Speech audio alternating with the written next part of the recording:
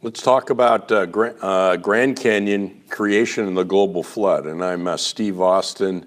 I'm professor of geology at Cedarville University. I teach geology students how to identify rocks and how to interpret sediments and sediment layers. So that's my, but what's interesting about Grand Canyon is you can spend a large part of your life living in Grand Canyon and studying it. And so I've spent something like 500 nights camped out below the rim of Grand Canyon, off a raft, off helicopters, mules, ATVs, hiking in Grand Canyon. It's a huge place and there's a lot to be seen and studied. And Grand Canyon commands our respect, and it's been called one of the 7 wonders of the world. Now, if I push the button here, I'm going to bring up video, and it's going to play sound, and I'm going to voice over music, okay, to help us appreciate Grand Canyon a little more fully. I like to do that. And then the other thing is I like to ramble about Grand Canyon as I got some music playing, so maybe that will help us set the mood. Okay, Grand Canyon. It's an amazing place. Among wonders of the world, it's one of the 7 natural wonders of the world. It commands most people's top of the list, number 1. You've got this enormous place, 257 miles long, 4 to 18 miles wide, and you got the river down in the bottom of the canyon, and Colorado River. As you fly above the rim, you see the true expanse of the canyon, 4 to 18 miles wide. The plateau on the south rim is 6,000 to 7,000 feet above sea level. The north rim, it's 7,000 to 8,000 feet above sea level. And so you have this enormous hole that's eroded over a mile deep in the earth. And of course you see there the inside story, the ground beneath our feet. You have the strata layers very well exposed. And that tells you that there's something there to be understood. You got the small tepid waters of the Colorado River. You've got the limestone, sandstone, and shale layers, the primary 4,000 feet of flat-lying strata in the Grand Canyon. You've got canyons within canyons at Grand Canyon. The side canyons of Grand Canyon, looking up one of the side canyons, some of those are enormous. Kanab Creek, for example. Here you're looking across to the north rim, 20 miles across. You see the monuments in the canyon, these little pyramid-like temples that stick up. You can see underneath the flat-lying strata, the diagonally tilted strata. The diagonally tilted strata somehow relate to something else underneath. And then you see the prominent strata display above.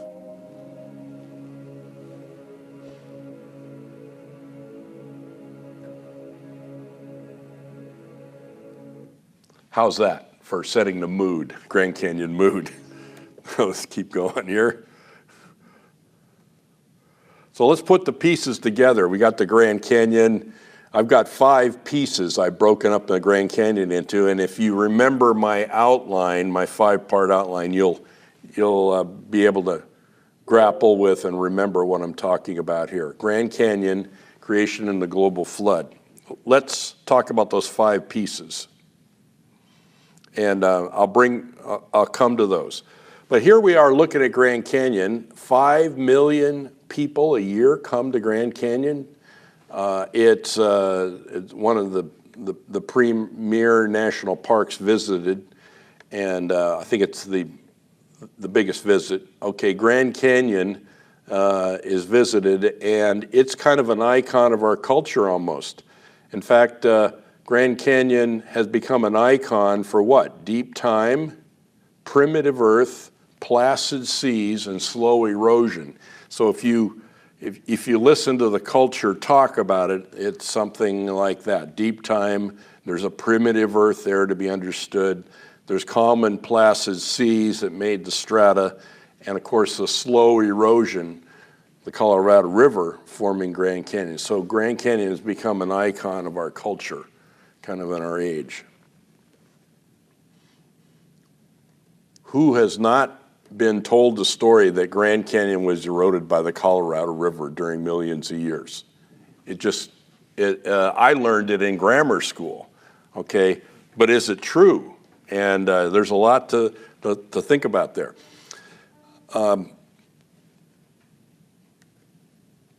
You stand on the rim of Grand Canyon and you see the canyon. Could you imagine millions of years? You could, okay, and you could imagine that. But is it true? Deep time, primitive earth, placid seas, slow erosion. So put the question marks around it.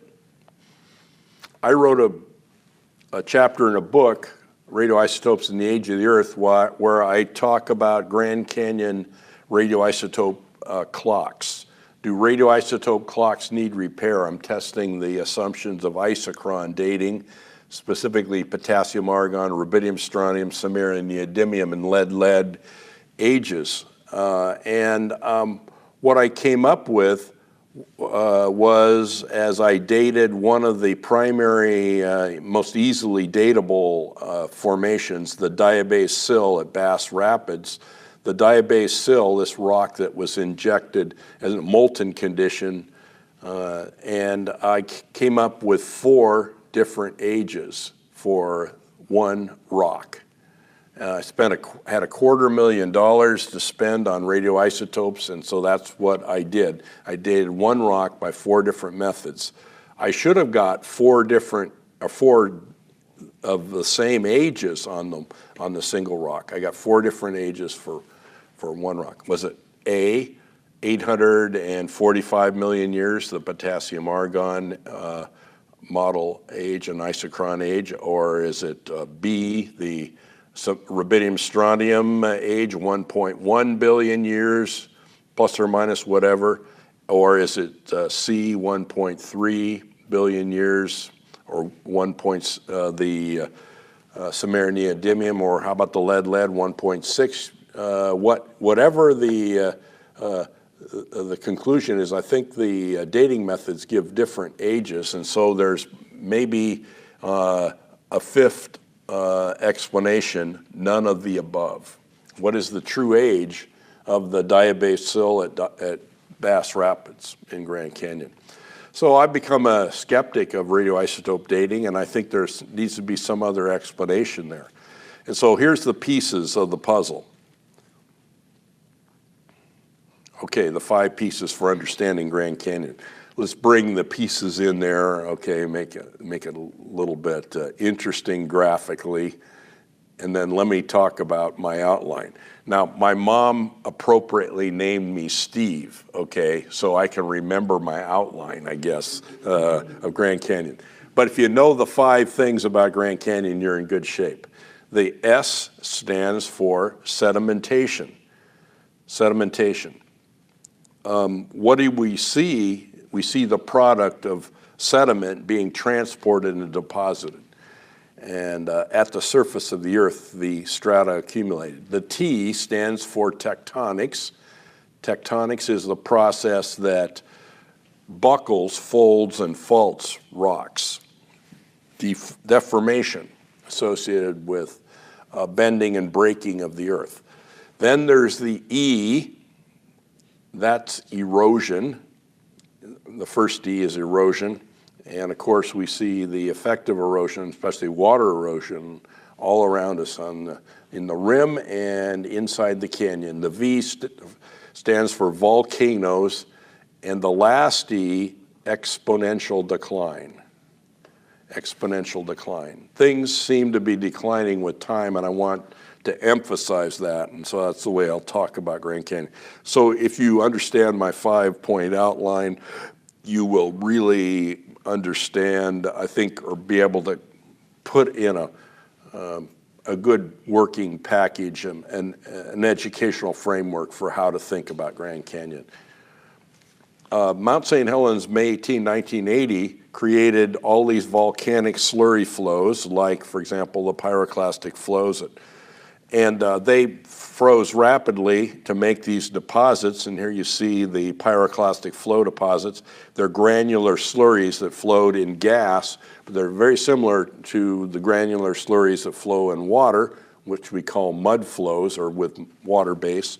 And so just learning a lot about strata there at Mount St. Helens. There's an upper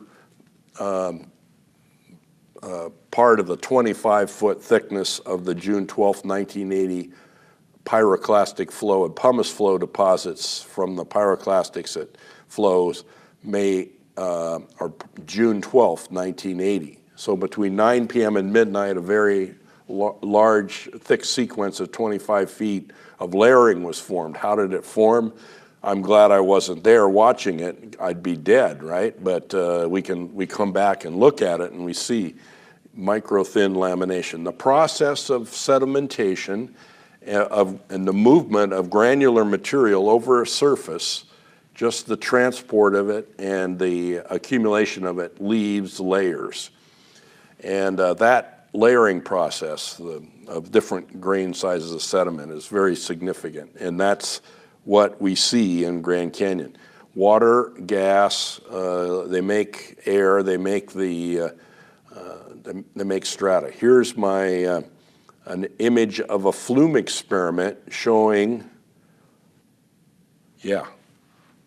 okay, I'm activating a movie and you're seeing a flume, and the flume is a river channeled through an aquarium type of tank, and you're building up a dune structure. You see the migrating dune structure, downstream migrating dune in the fast-moving water of the flume.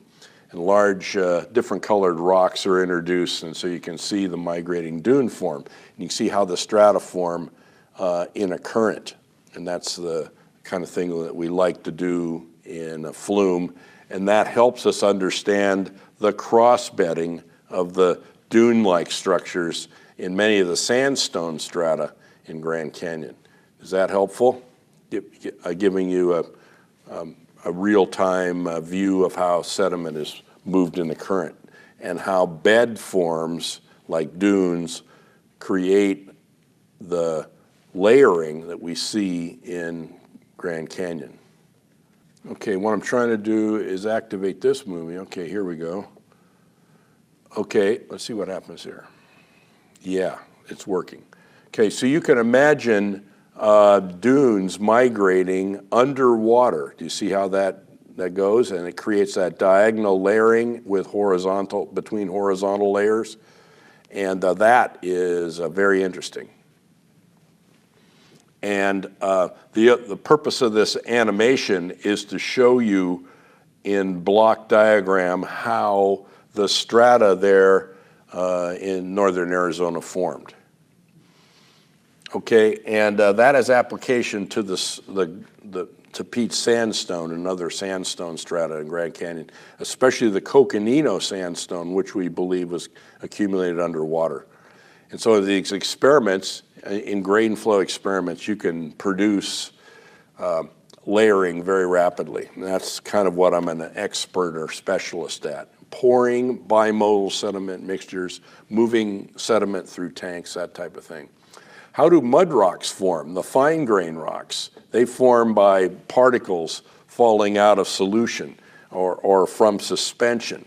And the particles land on the sedimentation surface underneath and then get buried. The big question is, do they settle out vertically and slowly, individual particles, or are particles clumped together in floccules and fall out at 15-degree angle to horizontal? That's some of the big question. And there's currently a debate going on among geologists about that. And you heard, did you hear my lecture? I'm leading a mud rock revolution. I'm thinking differently outside the box to explain mud rock.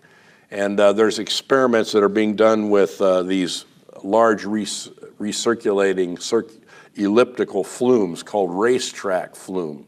It looks like a racetrack, and they go around in a circle, the water in the tank, and you propel it with paddles, and over in the observation port, you can watch the sediment form into layers. And here's an example of the sediment layers formed in one of those racetrack flumes. Stratomain and racetrack flumes show what we call ripple lamination. There's fine migrating dune-like structures that migrate over the top, and they create this fine dune lamination. And magnetite put in the flume helps you understand the formation of the layers. Anyway, the mud rock revolution is occurring where we're looking at polished surfaces of shale layers. Like here in Tennessee, we have the Chattanooga Shale. Up, we have the New Albany Shale, and we have all these mud rocks, New Albany, Ohio, and then, anyway, Indiana. But they show the interesting layering, and the same kind of layering that's formed in racetrack flume by a current, by particles falling in it at an angle 15 degrees to horizontal. This is leading to this mud rock revolution.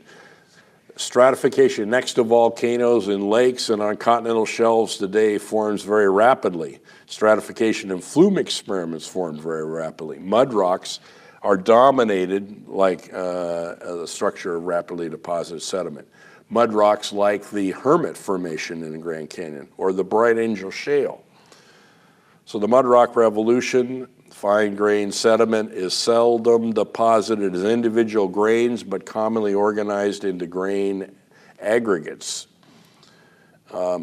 Floccules, fine grains don't settle individually, they generally settle mixed or agglomerated into aggregates. We call those floccules. The studies indicate that many of our preconceptions about fine-grained rocks are naive. Mudstone science is poised for a paradigm shift. Science Magazine, McQuacker and Bohax, 2007.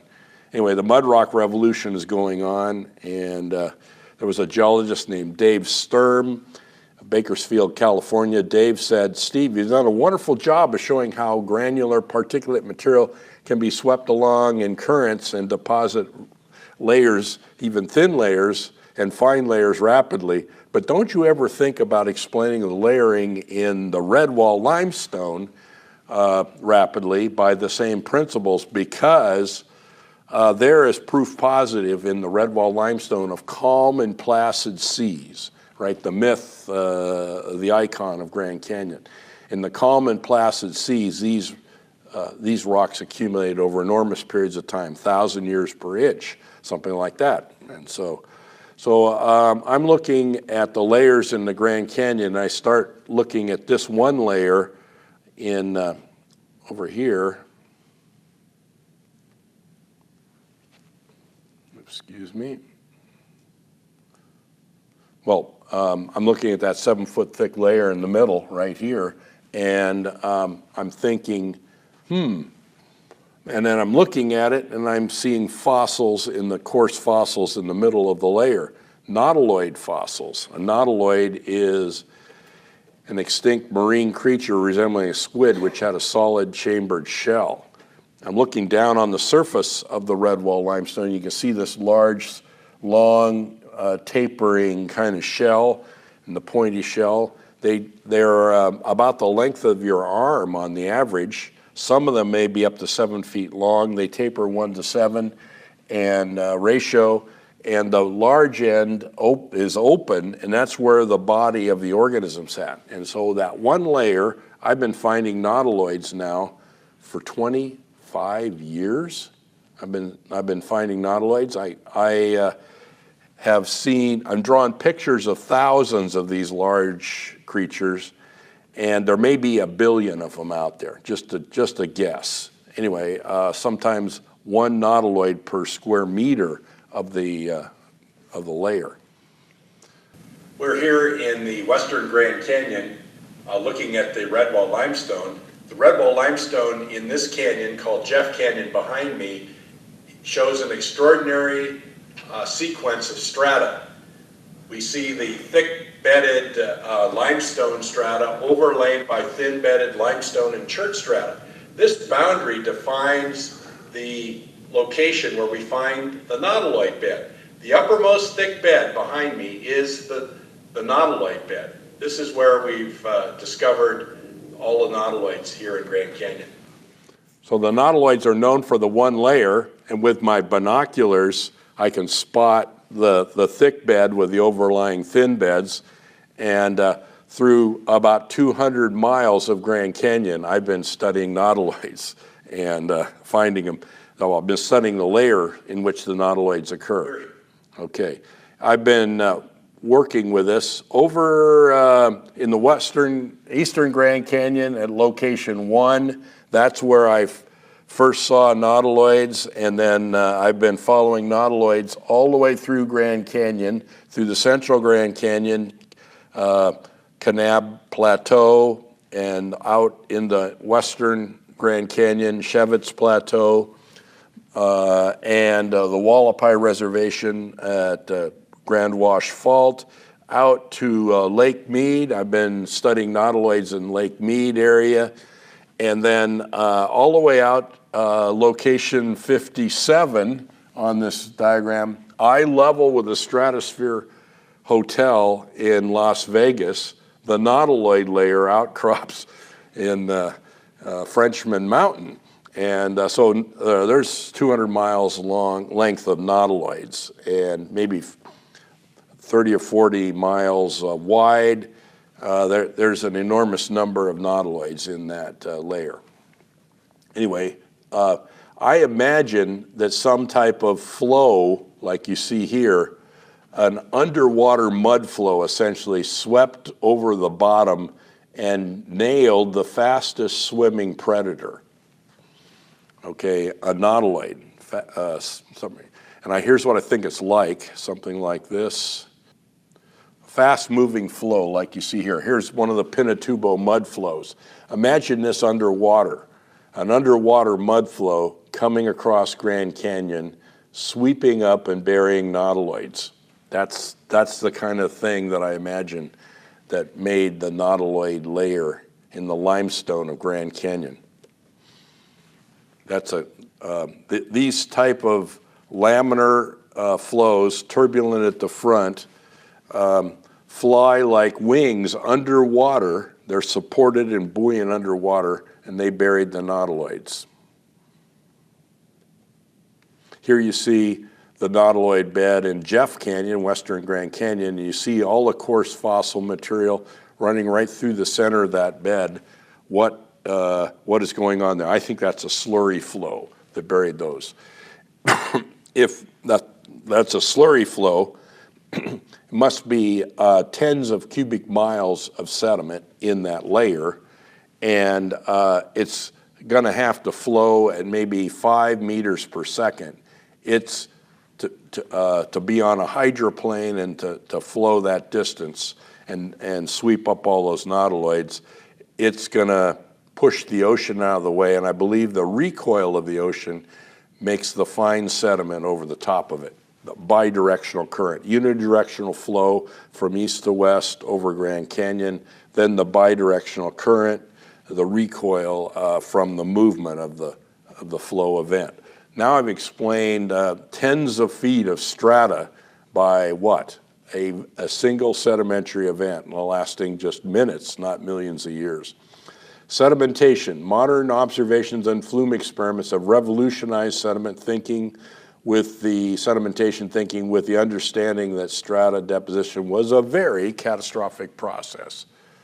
I think that's the take home. Sedimentation is rapid, and what we're seeing in Grand Canyon corresponds to what we see in flume experiments, what we see in natural disasters, and in theory.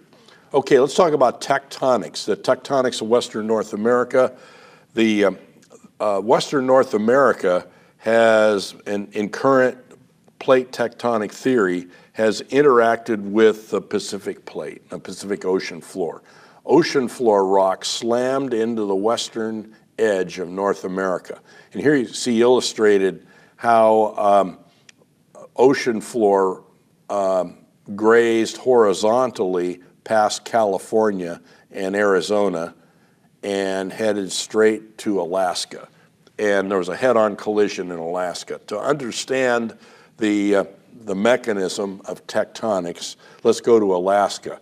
Boy, you see the beautiful scenery in Alaska. I love going to Alaska. But you can see the seafloor rocks, the Nikolai greenstone, that's lavas from the ocean floor that have been docked or been pushed up into southern Alaska. And you can see the muddy formations on top. And you can see the effect of how the strata have been bent and compressed as they crashed against southern Alaska. In Alaska, southern Alaska, here you see the general map. That is a giant area where you have all these pieces of ocean floor rocks that have docked and bumped as they bumped up against, the southern Alaska. Okay, and then, so you can imagine this. Here's the lithosphere coming in and the Yucatan terrain docked against southern Alaska. And now what's happened? The subductionist, the underthrusting of the ocean floor has quit, largely quit, and now you have the present situation in Alaska. So you have small volcanoes in the present, the Wrangell Shield volcano, but we had all of this going on in the past. Strong subduction of the past, melted rock in faults, enormous intruded molten bodies, plutons, enormous volcanoes, uplift of high mountains. Today, what's happened? It's all kind of shut down. We have weak subduction of the present. We have not melted rock on faults, but breccias or broken powders on faults. We have small igneous dikes and sills. Those are bodies that have been made by igneous process, and we have small volcanoes, and we have the low mountains associated with the ocean trench. Things have kind of shut down. Do you see that? Here's the melted rock in the fault on Kodiak Island. You can see it looks like kind of like coal. And a close-up look at it, you can see in the fault not only powder, but melted rock. Here we can see some of the thin, in the microscope, you can see the broken rock, and then we see the melted rock. And then here's a broken rock, the broken class, and then you see the melted rock. The melted rock has a technical name. It's called pseudo-tachyllite. And melted rock is not known for faults, in modern faults with magnitude 8 earthquakes. Powder is known on faults. And so this is evidence of superfaults. And melted rock on faults is evidence of a big earthquake, like magnitude 9 or 10 or something big, really big. In other words, long distance of a movement in short period of time. Because in modern earthquakes, when only short distances, 10 meters or so of movement occurs along a fault over just a matter of 20 seconds or so, the side of the faults is able to conduct the heat away and the rock cannot melt. But when you have hundreds of meters of displacement in a single displacement event, the heat cannot be conducted away from the fault surface and the rock melts. And so we have evidence of catastrophic tectonics. Superfault creates what? A superquake. The superquake is involved as supertectonics. The supertectonics what? Creates ocean floor upheavals, which are big tsunamis, which lead to what? Superflood, which leads to what? Survival by boat. Okay, if you're thinking that way, like I'm thinking, tectonics implies what? This type of tectonics implies a global flood. Okay, so southern Alaska is and all of the western United States is the collision zone for this tectonics. And desert in California, large masses of gravity collapse deposits, tectonics on an extreme dimension, the San Andreas Fault. And then up against that is the Colorado Plateau and Grand Canyon. So Grand Canyon is this large, stable rock mass interior to the bumper zone of the Cordilleran thrust and fault belt along western North America. And what? We have the Colorado Plateau, which contains Grand Canyon, which is uplifted, what, 1.5 miles above sea level? 250,000 square mile area, uplifted uplifted mile, over 1 mile above sea level. So can you imagine the tectonics associated with that? That's catastrophic tectonics, I think. That's the explanation. So when the flood was over the continent, and then it left, and it created the tectonics created the elevation of the Colorado Plateau. This has been modeled by Antonio Snyder in his book. He was thinking about pre-flood and flood tectonics. Here's Antonio Snyder's book from his book, La Création et Mysteries d'Evoluer, The Creationist Mysteries Revealed. He imagined a supercontinent. The supercontinent broke apart. Catastrophically, he proposed during the time of the flood, and catastrophic plate tectonics built the crust of the earth, essentially, and as the primary way that it was deformed. Antonio Snyder, of course, was not well received in 1859. Other things were being championed. Darwin, of course, published Origin of Species the same year.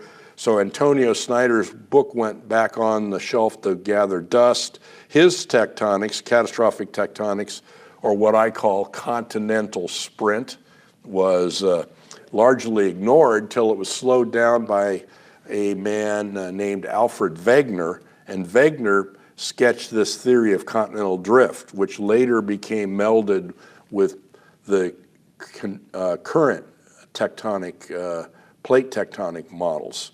And so that's the story of tectonics, largely catastrophic tectonics in the past. So tectonics, strong subduction in the past, and strong uplift and collision forces are associated with the past, but weak tectonics and subduction of the present. Okay, and now we're thinking about erosion. Look at Grand Canyon strata. And there you see the canyon profile and one of the big meanders in the channel of the canyon, and then you can see the surface above. Let's. I think I can bring up the documentary, and we can talk about erosion between strata, and let's talk about the erosion over strata. Let's see if it brings us up. Here's Genesis history. Remember me down on the Great Unconformity with Dell? Everywhere we looked, Steve showed me evidence of the incredible power of moving water. He quickly laid down these enormous layers, then quickly eroded them away. Steve wanted to show me where the floodwaters first hit the continent, so he took me deeper into the canyon. Steve, when you said you were going to bring me to the bottom, you weren't kidding where you were. We're at the bottom, aren't we? We're in this big side canyon to the main Grand Canyon, and we're looking at the granite basement rock, which is the core of the continent, if you will. And then we see the flat-lying strata on top of it. The boundary between the granite rock below and the peat sandstone above is this surface we call the Great Unconformity. Why does it appear to be such a stark line? I mean, it's clear. I think it's an erosional boundary of colossal scale. We're looking at something that shows the magnitude of flood flow over a surface. And is it just here? The Great Unconformity is continent-wide. I've seen it, I believe, in the Middle East. It's over in Europe. It's in Africa, and here it is under the North American continent. So we've got this layer. How thick is this layer? What goes up from here? Well, we have the Sauk mega sequence here, if you will, 1,000 feet of sandstone, shale, limestone that goes continent-wide. There are 4 other big sequence packages of strata that sit above it. Those are also very continuous like this. What we're seeing here is rather representative of the rest of the world. It makes one really question the notion that this all happened because of a small local flood. We're talking about something enormous. The power-moving water was beveling and pulverizing rock, depositing great thicknesses of layers and calling our minds to think about a global flood. The conventional story is entirely different, though. It would say that there is a lot of time between each of these layers. Some people have said that the great unconformity boundary here represents 500 million years. You mean between the granite we see and that first layer of the sedimentary rock? Yeah, they say that there may be 500 million years there. Okay, and that's what their explanation of Earth history would ask them to consider. Yet when you come here and look at this, nearly a featureless plain. It's not exactly a plain, but it's a gently rolling surface. And would that be the product of billions of years? Or would that be the product of the power of water planing off the surface? Time is foreign to a good explanation here. And so we want to explain what we see. Everywhere we look, we see the power of water. And it's water on a colossal scale, and that's the story here in Grand Canyon. It's not a little water and a lot of time. It's a lot of water in a little time.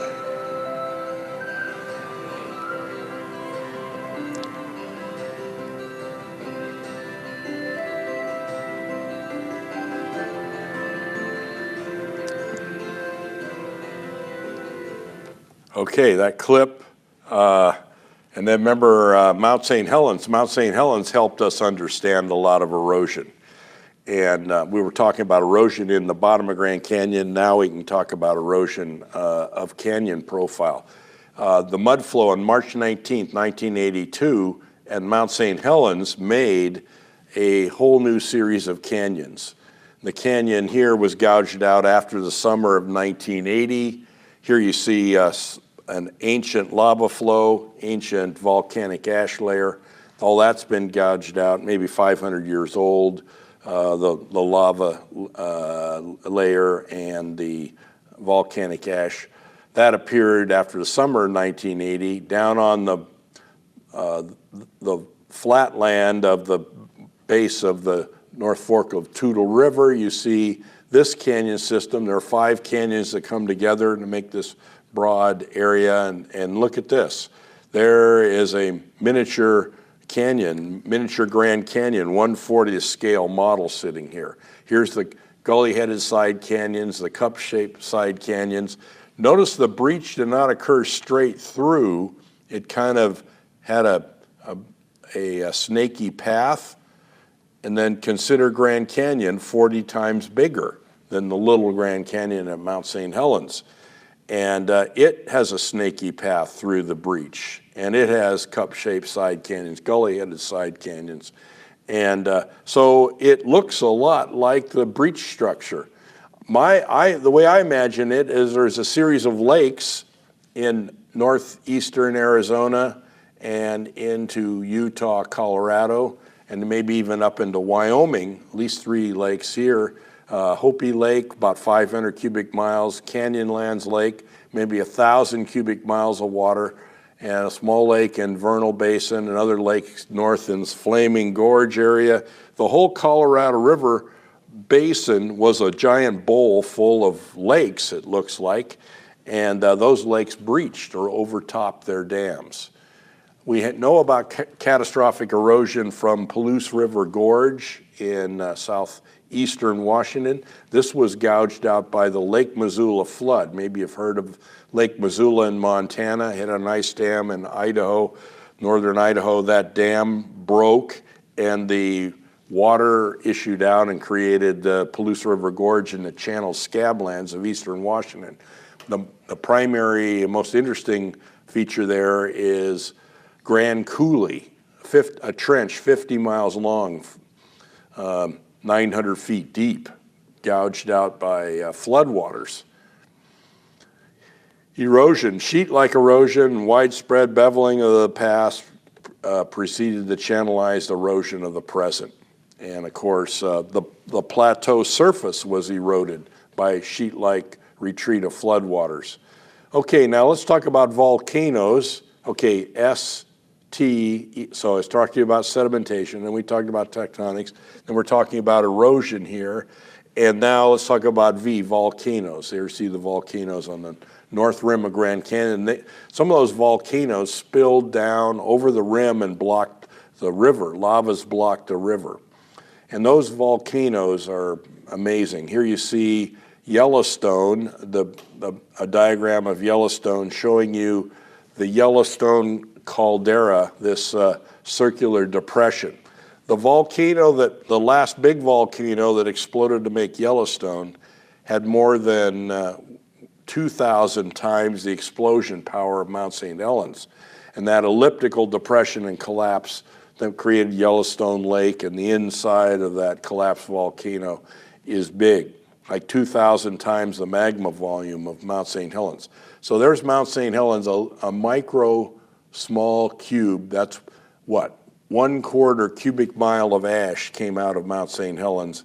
And there is Yellowstone volcano over here, that orange, and that covered half of North America and something like, what, 240 cubic miles of ash. That's the big Yellowstone eruption. Volcanoes. Volcanoes illustrate declining power of eruption with time. And big volcanoes of the past, small volcanoes of the present, and so you see that that's the story. And that leads to my last E, the power of a geologic process with time. You can imagine creation process being rapid with day 1 through 3 of creation week. By day 3 of creation week, the continental surfaces are established, plants are established and created, and then animals, and then, but geologic power was low before the flood, and then it increased rapidly and lots of power during the year of the flood, and then the floodwaters declined with time. That's the idea of exponential decline. So there's an exponential decline curve, the declining power with time, declining power of sedimentation, declining power of tectonics, declining power of erosion, declining power of volcanoes, declining power of earthquakes, declining power of even decline of climate associated with this. And so that brings that scripture to mind, 2 Peter chapter 3. In the last days, scoffers will come, Peter says, he reminds the church. All continues as it was from the beginning, the scoffers will say. They're willing ignorant of this, by the word of God, the heavens existed long ago, the earth formed out of water, and by water, through which the world at that time was destroyed, being flooded with water. The error of the latter-day scoffers is all things continue as they were from the beginning. The antidote is what? To think creation and the flood. Think about creation. By the word of God, the heavens existed long ago. The earth was formed out of water and by water, day 3 of creation week, and then through which the world at that time was destroyed by being flooded with water. That's the global flood. So Peter brings that to mind. So exponential decline is the way to think about this. Geologic processes were greatly accelerated in the past and now have slowed significantly, telling the general story of exponential decline. Okay, we got the 5 pieces of the puzzle. We have the 5 pieces, put the pieces together. Okay, and then sedimentation Tectonics, Erosion, Volcanoes, Exponential Decline. The Steve Lecture. Okay, Grand Canyon. Grand Canyon, global flood in Scripture. The waters were upon the face of the whole earth. All the high hills under the whole heaven were covered. The world that then was, being deluged with water, perished. Grand Canyon creation and the global flood. Thank you.